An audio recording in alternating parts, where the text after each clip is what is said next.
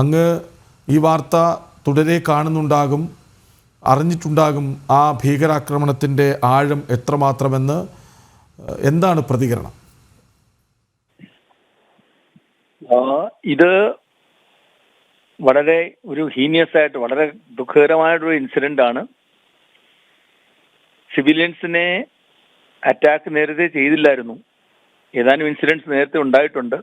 പക്ഷേ നമ്മുടെ ഈ റീസെന്റ് ഹിസ്റ്ററിയിൽ ഏറ്റവും കൂടുതൽ സിവിലിയൻസിന് കാഷ്വാലിറ്റീസ് ഉണ്ടായ ഒരു ഇൻസിഡന്റ് ആണിത്.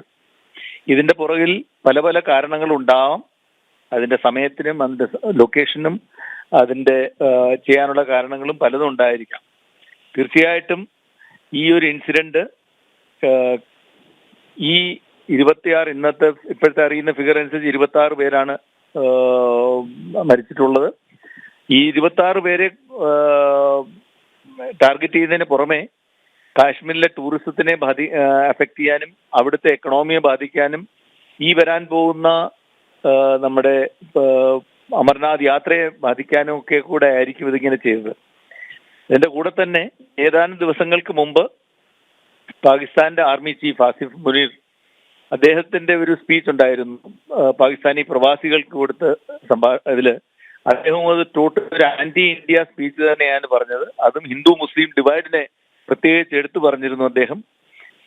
അപ്പൊ ഇതൊക്കെ വെച്ച് നോക്കുമ്പോൾ, പിന്നെ മാത്രമല്ല എല്ലാ ന്യൂസ് ചാനലിലും പറയുന്നുണ്ട് ഇപ്പോഴത്തെ അന്തരീക്ഷത്തിൽ US വൈസ് പ്രസിഡന്റ് ഇവിടെയുണ്ട്, പ്രൈം മിനിസ്റ്റർ രാജ്യത്തിന് വെളിയിലാണ്. ഇതെല്ലാം നോക്കിയിട്ട് ഒരു ഹയസ്റ്റ് ലെവലിൽ പ്ലാൻ ചെയ്തൊരു ഈവന്റ് ആണിത്. അപ്പോ ഇതിനകത്ത് ഇത് ലോക്കലി പ്ലാൻഡ് ആയിട്ട് ലോക്കലി എക്സിക്യൂട്ട് ചെയ്തൊരു ഈവന്റ് അല്ല.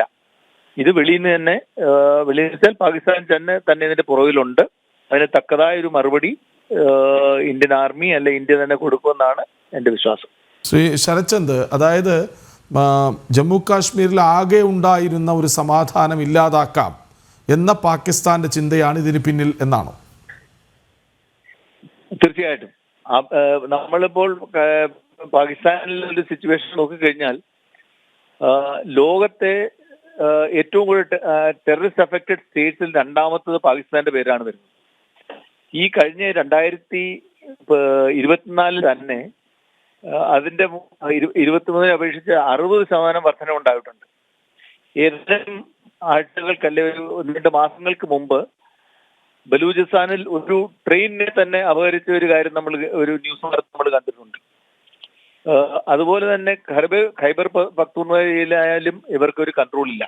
ഇപ്പൊ പാകിസ്ഥാൻ മിലിറ്ററിക്ക് ടോട്ടൽ രാജ്യത്ത് ഒരു ഓവറോൾ കൺട്രോൾ നഷ്ടപ്പെട്ട ഒരു അവസരമാണിത്. ഇന്നലത്തെ അദ്ദേഹത്തിന്റെ അഡ്രസ് നോക്കിയാൽ തന്നെ സാധാരണ പ്രവാസികളെ ഇന്ത്യയിൽ അഡ്രസ് ചെയ്യുകയാണെങ്കിൽ ആർമിയുടെ ചീഫോ ഒരു മിലിറ്ററി ഓഫീസറോ ആയിരിക്കില്ല. അത് പ്രൈം മിനിസ്റ്ററോ അല്ലെ എക്സ്റ്റേണൽ അഫയേഴ്സ് മിനിസ്റ്ററോ എല്ലാം ആയിരിക്കും. ഇന്നലത്തെ അദ്ദേഹത്തിന്റെ സ്പീച്ചിനകത്ത് ആർമി ചീഫ്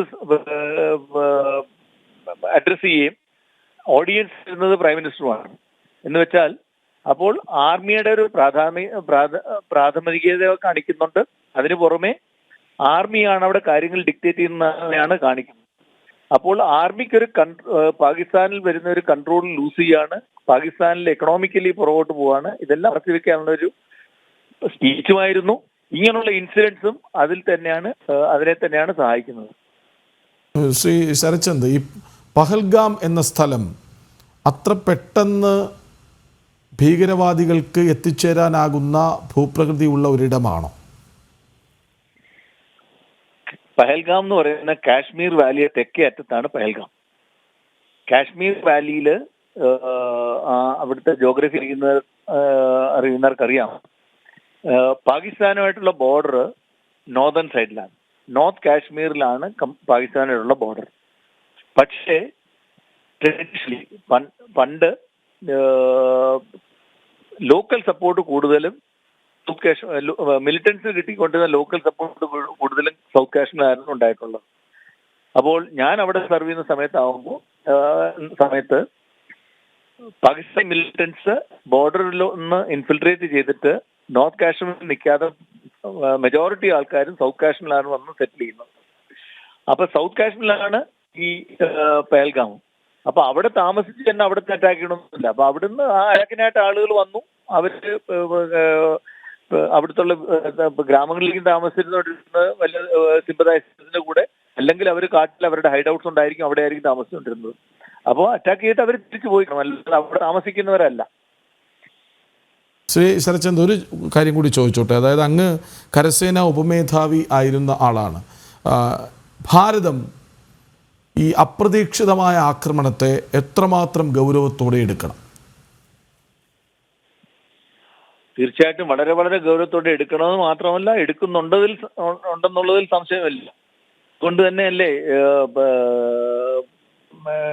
നമ്മുടെ ഹോം മിനിസ്റ്റർ ഏതാനും മണിക്കൂറുകൾക്കകം അവിടെ ചെയ്തതും പ്രൈം മിനിസ്റ്റർ വന്നു കഴിഞ്ഞാൽ ഉടനെ എമർജൻസി മീറ്റിംഗ് ഓപ്പൺ ചെയ്തത് അതുകൊണ്ട് തന്നെയാണ്. മാത്രമല്ല, ഈ ഇപ്പോഴ് ഇങ്ങനെ ഒരു ടെററിസ്റ്റ് അറ്റാക്കിന് ഒരു സ്ഥാനമില്ല. നമ്മൾ കണ്ടില്ലേ, ഇസ്രായേലിനെതിരായിട്ട് 7th ഒക്ടോബറിൽ അവർ നടത്തിയ ടെററിസ്റ്റ് അറ്റാക്കിന്റെ ഔട്ട്കം നമ്മൾ ഇപ്പോഴും കണ്ടുകൊണ്ടിരിക്കുകയാണ്. ഗാസ മുഴുവൻ നശിപ്പിച്ചവര്, എന്നുവെച്ചാൽ ഗാസയിലുള്ള ആൾക്കാരെല്ലാം വീടില്ലാതായി, നാടില്ലാതായി, അവര് ശരിക്കും സഫർ ചെയ്യുന്നുണ്ട്. അപ്പൊ അതുകൊണ്ട് ഈ ഒരു ഇപ്പോഴത്തെ സമയത്ത് ടെററിസ്റ്റ് അറ്റാക്കിന് ഇന്ത്യയുടെ പോളിസി തന്നെ സീറോ ടോളറൻസ് ടു ടെററിസം എന്നാണ്.